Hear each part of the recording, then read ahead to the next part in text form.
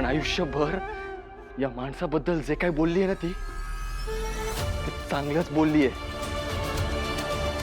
आणि हे तेव्हा आयुष्य आरामात जगत होते, नवीन संसार थाटत होते। मला नाही वाटत की यांच्या मनात एकदा तरी माझा किंवा माझ्या आईचा विचार आला असेल की ते कसे जगतात। पण ती मरताना सुद्धा यांच्या वाटेकडे डोळे लावून होती।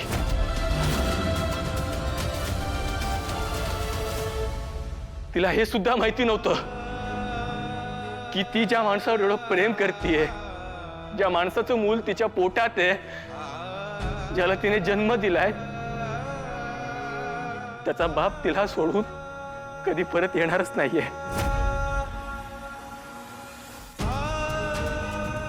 नाही का, ती बरं झालं हे सत्य तिच्या समोर तेव्हा आलं नाही। तिला खूप धक्का बसला असता या गोष्टीचा, ती कधीच यातनं सावरू शकली नसती।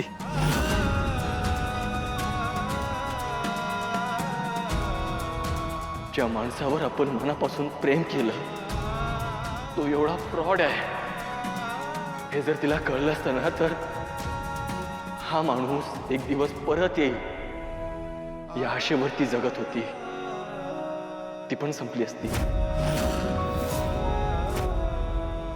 एकदा तरी तुमच्या मनात विचार आलाय, आपल्यासाठी घरदार सगळं सोडून आलेली बाई आपण सोडून गेल्यानंतर ती कशी जगत असेल? कधी विचार केलाय 12व्या वर्षी माझी आई गेल्यानंतर मी कसा जगलो असेल, कुठे राहिलो असेल, काय केलं असेल? तुम्हाला काही कल्पना आहे त्या गोष्टींची? हे सगळं तुम्हाला माहिती होतं।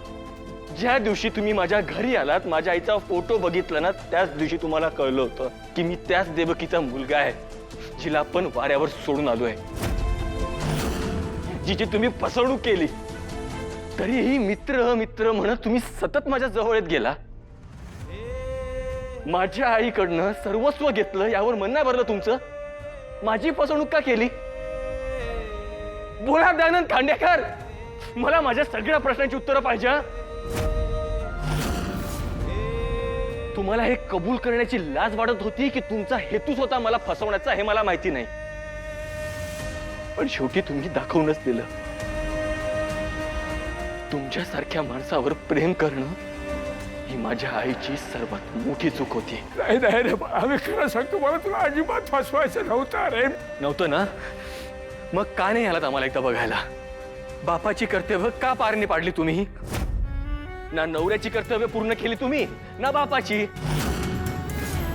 या दोन्ही नात्यांची जी काही केली आहे ना, ती फक्त फसवणूक केली तुम्ही।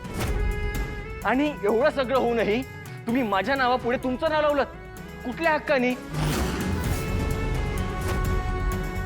बोला दयानंद खांडेकर, मला माझ्या सगळ्या प्रश्नांची उत्तर हवी आहे, बोला।